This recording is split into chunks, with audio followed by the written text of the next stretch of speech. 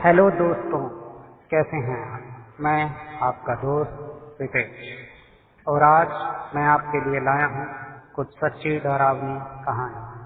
तो अगर आप भी डरावनी कहानियों के शौकीन हैं तो मेरे चैनल को अभी सब्सक्राइब करें, क्योंकि मैं आगे भी आपके लिए ऐसी डरावनी कहानियाँ लाता रहूँगा। तो अपने अपने हेडफोन लगाएं और खो जाएं खौफ की दुनिया में। ये आज से 2 साल पहले की बात है। आगे बताने से पहले मैं आपको इस कब्रिस्तान के बारे में बता दूं। ये एक बहुत बड़ा क्रिश्चियन कब्रिस्तान है, कई किलोमीटर में फैला हुआ। कब्रिस्तान के अंदर कोई ऊंचा पेड़ नहीं है। इसका मतलब आप कहीं से भी खड़े होकर पूरा कब्रिस्तान देख सकते हैं। अंदर चारों तरफ कब्रें हैं और कुछ पुरानी कब्रों के चारों तरफ झाड़ियां उगी हुई हैं। कब्रिस्तान के ठीक पीछे एक बहुत बड़ी चर्च है। चर्च भी बहुत पुरानी है और इसमें कोई नहीं जाता। ये सब देखने में जितना डरावना लगता है उतना ही खूबसूरत भी लगता है।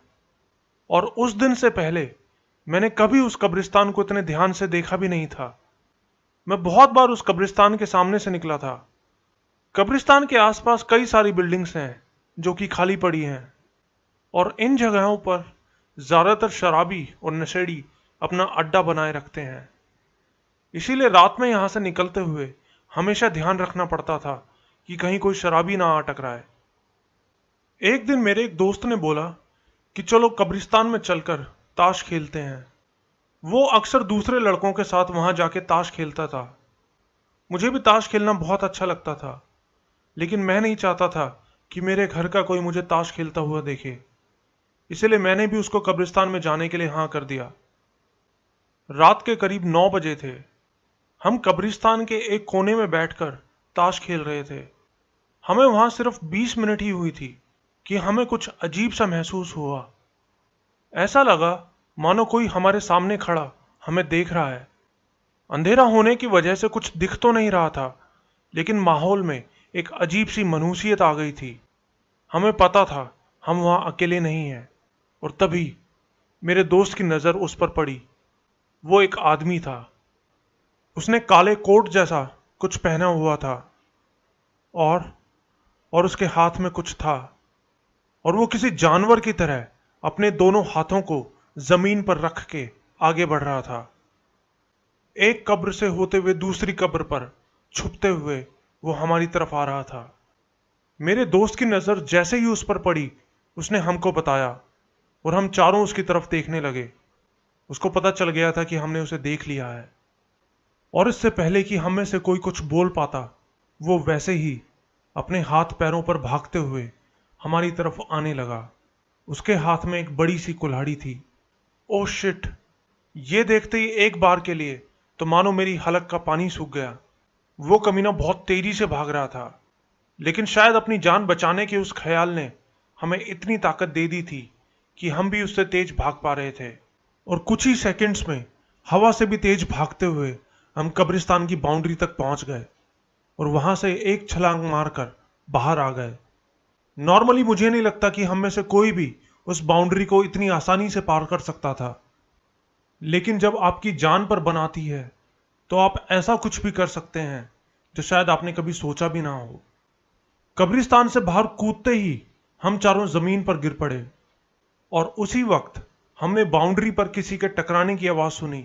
शायद वो उसकी बड़ी कुल्हाड़ी थी जो अंदर दीवार से टकराई थी। अगर हम एक सेकंड और लेट होते तो उस कुल्हाड़ी की जगह हमारा सर भी हो सकता था। हम बिना एक पल गंवाए वहां से भाग के अपने दोस्त के घर पहुंचे। उसके घर पर उसका बड़ा भाई भी था। हमने उसको सब कुछ बता दिया। पहले तो उसको हमारी बातों पर यकीन नहीं आया, लेकिन हमारी हालत देखकर उसको यकीन हो गया कि हम झूठ नहीं बोल रहे थे। उसने सोचा कि यह शायद किसी पागल शराबी की हरकत है।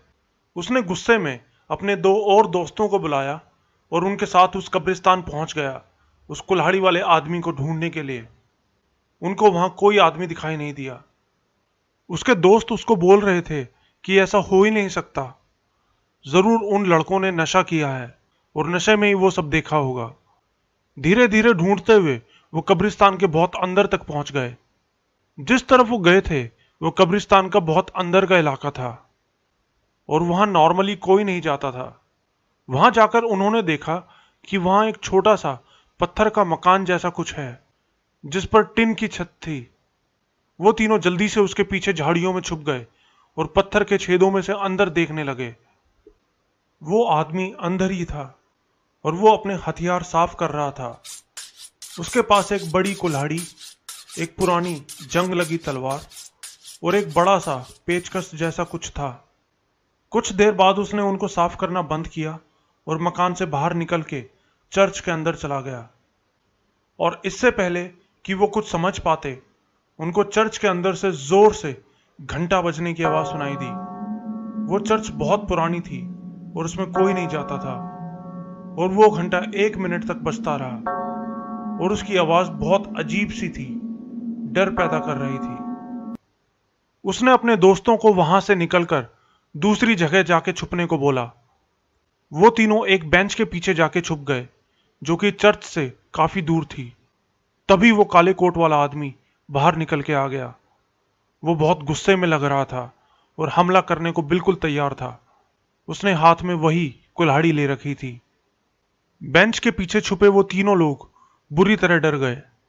थोड़ी देर पहले तक वो तीनों उसको पकड़ के पीटने का प्लान बना रहे थे, लेकिन अब उनको उससे अपनी जान बचानी थी। उन तीनों ने जल्दी से वहां से निकल जाने का फैसला किया। वो तीनों छुप छुप के आगे बढ़ने लगे। मेरे दोस्त का भाई उस आदमी पर नजर रखे हुए था और उस वक्त जो उन तीनों ने देखा वो शायद वो लोग कभी नहीं भुला पाएंगे। उन्होंने देखा कि आगे बढ़ते हुए वो आदमी एकदम से वहीं रुक गया और जमीन पे लेट गया। ये कमीना कर क्या रहा है, उनमें से एक ने बोला। और जमीन पर लेटे लेटे ही वो अपने हाथ और पैरों पर खड़ा हो गया, वैसे ही जैसे हमने उसे देखा था, किसी जानवर की तरह, और तेजी से सारी कब्रों को चेक करने लगा। और ऐसा करते हुए वो एक अजीब सी आवाज भी निकाल रहा था, गुर्राने की आवाज, किसी भेड़िए की तरह, गुस्से में। पूरे कब्रिस्तान में उसी की आवाज गूंज रही थी। फिर अचानक से वो खड़ा हुआ और एक कब्र के ऊपर लगे पत्थर को जोर से अपनी कुल्हाड़ी मार के तोड़ दिया, बिना किसी रीजन के। उसके बाद उसने ऊपर की तरफ देखा और जोर से चीखने लगा, फिर से, बिना किसी रीजन के। ये देख के वो तीनों इतना डर गए कि बिना कुछ सोचे समझे वहां से भागने लगे। अब छुपने छुपाने का टाइम नहीं था। लेकिन इस बार वो आदमी उनके पीछे नहीं आ रहा था, वो बस वहीं खड़ा उनको भागता हुआ देख रहा था। अगले दिन उन्होंने हम सबको ये बात बताई। हमने सबने यही माना कि वो कोई सन की पागल है और अब हम उस जगह फिर कभी नहीं जाएंगे।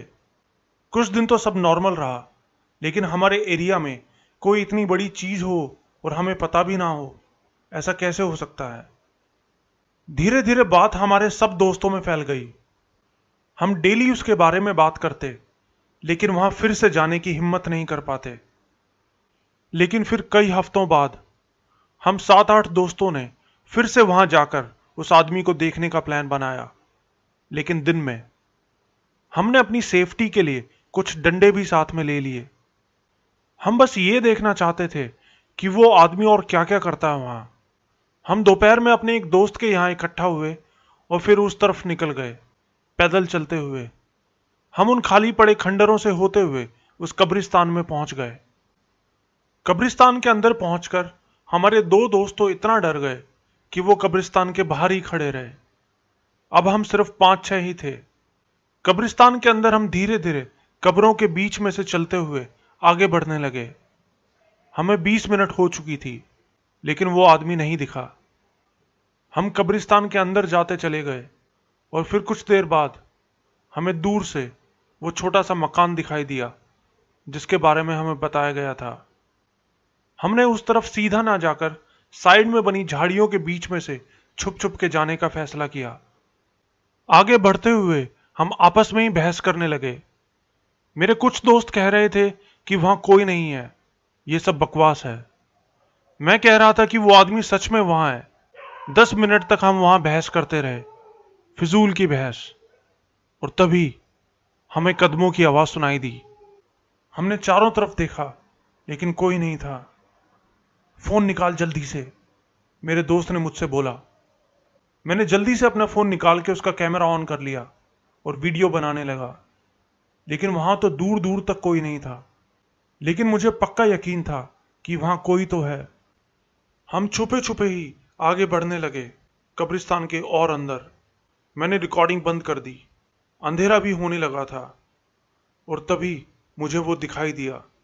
वही काले कोट वाला आदमी हमारा पीछा कर रहा था।